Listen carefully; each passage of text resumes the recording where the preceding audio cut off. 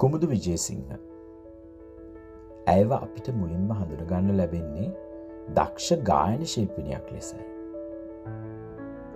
ඇය මුලින්ම නවසීලන්තේ නාට්‍ය වේදිකාවට පිවිසෙන්නේ 2021 වසරේ මා විසින් අධ්‍යක්ෂණය කළ අසිරිමත් උමතුව නාට්‍යය.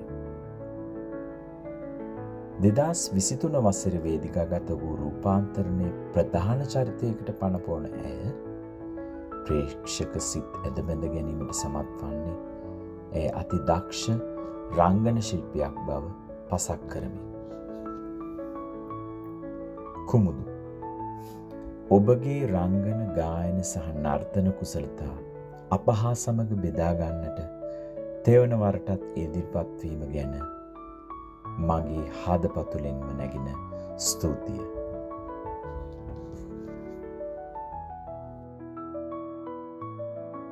සුබ දවසක් හැමෝටම. මගේ නම කුමුදු.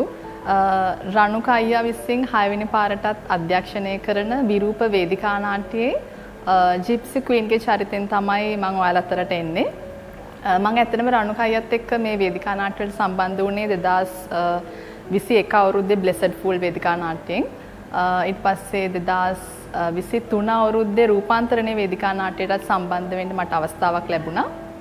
ඉතින් මේ විරූප වේදිකා නාට්‍ය වෙනස්ම විදිහේ වේදිකා නාට්‍යයක්. මොකද මේක ලස්සන සින්දු ගොඩාක් තියෙන, ලස්සනට සින්දු ගලාගෙන යන ලස්සන වේදිකා නාට්‍යයක්.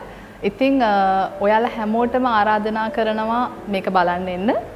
මේක තියෙන්නේ මාර්තු 15 16 ග්ලෙන් ඉඩන් ප්ලේ හවුස් තියටර් එකේදී. ඉතින් ආරාධනා කරනවා මේ සුන්දර අත්දැකීම විඳගන්න, සජීවීව නරඹන්න. ඔයගොල්ලෝ හැමෝම අපිත් එක්ක එකතු වෙන්න. ස්තුතියි.